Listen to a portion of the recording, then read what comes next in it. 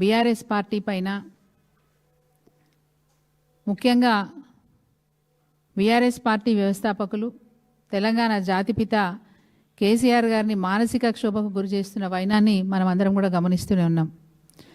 మరి రోజు రోజుకి వారి వ్యాఖ్యలు వారి చర్యలన్నీ కూడా విపరీతమైనటువంటి ఇబ్బందిని బీఆర్ఎస్ పార్టీ గుర్తు చేస్తూ ఉన్నారు. మరి ఇది మంచి పద్ధతి కాదని చెప్పడానికి ఈరోజు మీ ముందుకు వచ్చినాం. ఎవరో ఆట ఆడిస్తూ ఉంటే కీలుబొమ్మలాగా మీరు ఆడటం సరైంది కాదు. కవిత గారు, మీ పట్ల మాకు గౌరవం ఉంది. స్వతంత్రంగా తెలంగాణ జాగృతి సంస్థను పెట్టుకొని తండ్రికి దగ్గ తనయ్యగా మరి ఉద్యమ కార్యాచరణలో తను కూడా భాగస్వామ్యమై తెలంగాణలో ఉన్న మహిళలను జాగృతం చేస్తుందని చెప్పి మేము సంతోషపడ్డాం, గర్వపడ్డాం, నీ గురించి గొప్పగా చెప్పుకున్నాం. కానీ ఈరోజు మీరు చేస్తున్న పనులు చూస్తూ ఉంటే చాలా బాధ అనిపిస్తూ ఉంది. ఇది మంచి పద్ధతి కాదు.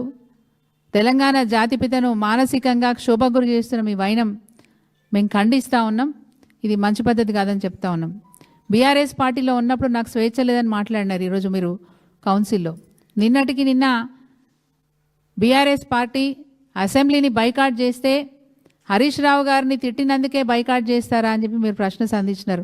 మీకు పార్టీ యొక్క పద్ధతి మీకు తెలియదా? బీఆర్ఎస్ పార్టీ ఎప్పుడు ఏ నిర్ణయం తీసుకున్నా ఖచ్చితంగా పార్టీలో ఉన్న ఎమ్మెల్యేలంతా కూడా చర్చ చేసుకొని గౌరవ అధ్యక్షులు కేసీఆర్ గారి దృష్టికి తీసుకెళ్ళి వారి నిర్ణయం మేరకే నిన్న మరి బైకాట్ చేసిన విషయం అది మీకు కూడా తెలుసు.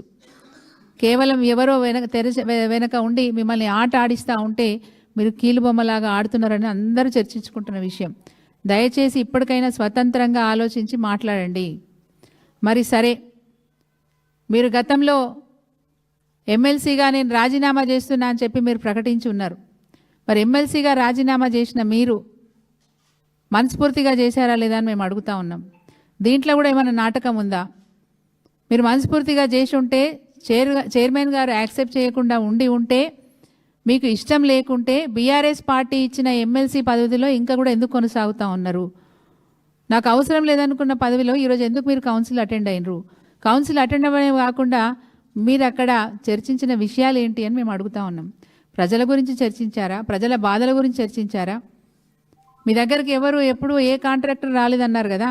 మీ దగ్గరకు వచ్చిన వాళ్ళంతా కూడా పేదవాళ్ళు, బడుగు బలహీన వర్గాల వాళ్ళు, మరి అంగన్వాడీ వర్కర్లు, అదేవిధంగా జిహెచ్ఎంసీ కార్మికులు, గ్రామ పంచాయతీ కార్మికులు, ఆశా వర్కర్లు అని చాలామందిని మీరు మరి కౌన్సిల్లో వారి గురించి సంబోధించినారు. వీళ్ళ సమస్యల గురించి మాట్లాడడానికి ఈరోజు మీరు కౌన్సిల్కి వెళ్ళారని అడుగుతున్నాం. ఎవరి సమస్యల గురించి మీరు మాట్లాడే రోజు కౌన్సిల్లో మొత్తం ఆది అంతా మొత్తం కూడా మీ గురించే చెప్పుకున్నారు.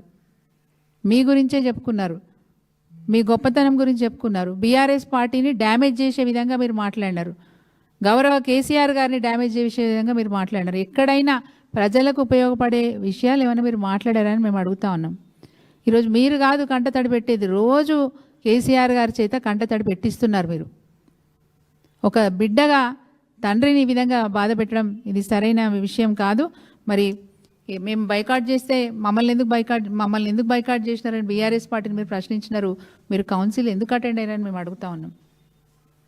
ఆ వేదికను వాడుకున్నారా? తెర వెనుక ఉండి ఎవరైనా మీకు అంత సమయాన్ని కేటాయించినారా? అసలు ఈ ప్రభుత్వం కూడా అసెంబ్లీలో కానీ కౌన్సిల్లో కానీ ప్రతిపక్ష పార్టీలకు సమయమే ఇవ్వదు. అట్లాంటిది మీ వ్యక్తిగత విషయాలు మాట్లాడడానికి ఎందుకంత సమయం ఇచ్చినారని దాన్ని బట్టి తేటతెల్లం అవుతా ఉంది. మీ వెనక ఎవరున్నారు, మీ వెనక ఎవరు మాట్లాడిస్తున్నారు, ఎవరు మీతోని నాటకాలు ఆడిపిస్తున్నారని చాలా స్పష్టంగా తెలుస్తూ ఉంది. మీకు వ్యక్తిగత విషయాలు చెప్పుకోవడానికి కౌన్సిల్లో అంత సమయం ఎందుకు కేటాయించినారని అడుగుతున్నాం. ఇంకొక మాట కూడా సూటిగా ప్రశ్నిస్తున్నాం. కవిత గారు, ఈరోజు మీరు చెప్పుకున్న సమస్యలు మొట్టమొదలు మీరేమన్నారు? టీఆర్ఎస్ పార్టీని కాంగ్రెస్లో మర్జీ చేసేది ఉండే అని చెప్పినారు. మరి ఆ రోజు ఎందుకు ఈ భావజాలాన్ని మీరు ఆ రోజు వ్యక్తం చేయలేదు? టీఆర్ఎస్ పార్టీలో నాకు స్వేచ్ఛ లేదనే మాట మాట్లాడినారు. మీకు స్వేచ్ఛ అనేది లేకపోతే టీఆర్ఎస్ పార్టీలో మీరు ఎంతమందికి పదవులు ఇప్పించుకోలేదని మేము అడుగుతా ఉన్నాం. మీకున్న చనువు మా గౌరవ అధ్యక్షుల దగ్గర మీకున్న చనువు ఎవరికీ లేదు. మీకున్న చనువుతోని మీరు ఎంతమందికి పదవులు ఇప్పించుకోలేదు, ఎంతమందికి మీరు అవకాశాలు కల్పించలేదు. ఈరోజు నాకు స్వేచ్ఛ లేదనే మాట మీరు చెప్పడం నిజంగా కూడా శోచనీయం. ఇది మంచి పద్ధతి కాదు. అదేవిధంగా మరి వ్యక్తిగత విషయాలు మాట్లాడుకోవడానికి మీరు ఆ వేదికను వాడుకున్నారు తప్ప ఇంకొక విషయం ఏం లేదు. చాలా బాధపడుకుంటూ మరి కంటతడి పెట్టినారు. కంటతడి పెట్టేంత క్షోభకు ఈ పార్టీ మిమ్మల్ని ఏం గురి చేయలేదు. ఇంకొక మాట కూడా మేము సూటిగా అడుగుతున్నాం, మీరు ఆలోచించుకోండి. మీరు మాట్లాడిన మాటలు, నిజామాబాద్ ఎంపీగా నాకు అవకాశం ఇస్తే నేను 9 మంది ఎమ్మెల్యేలను గెలిపించినాను మీరు అన్నారు. బట్ 9 మంది ఎమ్మెల్యేలు మిమ్మల్ని నిజామాబాద్ ఎంపీగా గెలిపించినారనే విషయం ఎప్పుడు కూడా మర్చిపోవద్దు. ఏ పార్లమెంటు సభ్యుడైనా గెలవాలంటే అక్కడున్న శాసనసభ్యులు సహకరిస్తేనే, వాళ్ళు గెలిపిస్తేనే పార్లమెంట్ సభ్యుడిగా ఎన్నికవ్వడానికి అవకాశం ఉంటుందనే మాట మీరు మర్చిపోవద్దు. మీ వల్ల 9 మంది ఎమ్మెల్యేలు అన్నారు మీరు అంటున్నారు. బట్ 9 మంది ఎమ్మెల్యేలు మీరు పార్లమెంటు సభ్యురాలుగా గెలవడానికి మీకోసం పనిచేసినారనే విషయాన్ని మీరు మర్చిపోవద్దు. సరే, ఏదేమైనప్పటికీ మీరు మళ్ళీ రెండవసారి పోటీ చేసినప్పుడు బీఆర్ఎస్ పార్టీ రెండవసారి కూడా మీకు అవకాశం ఇచ్చినప్పుడు ఓటమి పాలైనా మీ బాధ చూడలేక మా పార్టీ గౌరవ అధ్యక్షులు గౌరవనీయులు కేసీఆర్ గారు మీకు మళ్ళీ ఎమ్మెల్సీగా అవకాశం ఇచ్చినారు. ఆ మాట ఎట్లా మర్చిపోయినారు? మీకంటే సీనియర్, మొదటి నుంచి కూడా మా కేసీఆర్ గారు వెంబడి నడిచిన బోయినపల్లి వినోద్ కుమార్ గారు కూడా ఓడిపోతే వారికి కూడా ఇవ్వకుండా మీకు అవకాశం కల్పించినారు. ఎట్లా మర్చిపోయినారు మీరు? ఒక్కసారి కాదు 2 సార్లు కూడా మీకు ఎమ్మెల్సీగా అవకాశం ఇచ్చినారు. టీఆర్ఎస్ పార్టీని బీఆర్ఎస్ పార్టీగా మార్చడం సరైంది కాదనే మాట మాట్లాడినారు. టీఆర్ఎస్ పార్టీని బీఆర్ఎస్గా మాట్లాడడం మీకు ఇష్టం లేదనే మాట చెప్పినప్పుడు తెలంగాణ జాగృతిని భారత జాగృతిగా మీరెందుకు మార్చుకున్నారని అడుగుతున్నాను. నేను మార్చలేదని మీరు అన్నా, మా దగ్గర సాక్ష్యాధారాలు కూడా ఉన్నాయి, ఫోటోలు ఉన్నాయి. బాగా చెప్తా, భారత జాగృతిగా మీరెందుకు మార్చుకున్నారని అడుగుతున్నాను.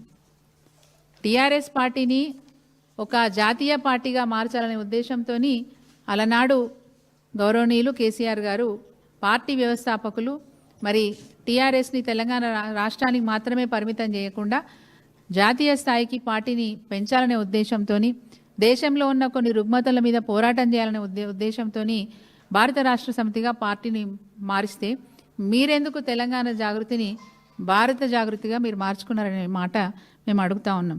పార్టీలో ప్రజాస్వామ్యం లేదనే మాట మీరు చెప్పినారు. పార్టీలో ప్రజాస్వామ్యం లేకపోతే 2 సార్లు మీకు ఎమ్మెల్సీ పదవి అవకాశమే వచ్చేది కాదు. పార్టీలో ప్రజాస్వామ్యం లేకపోతే మీరు అడిగిన వారికల్లా పదవులు వచ్చేవే కాదు. మీరు ఎంతమందికి పదవులు ఇప్పించలేదు కేసీఆర్ గారి దగ్గర ఉన్న మీకున్న చనువుతో?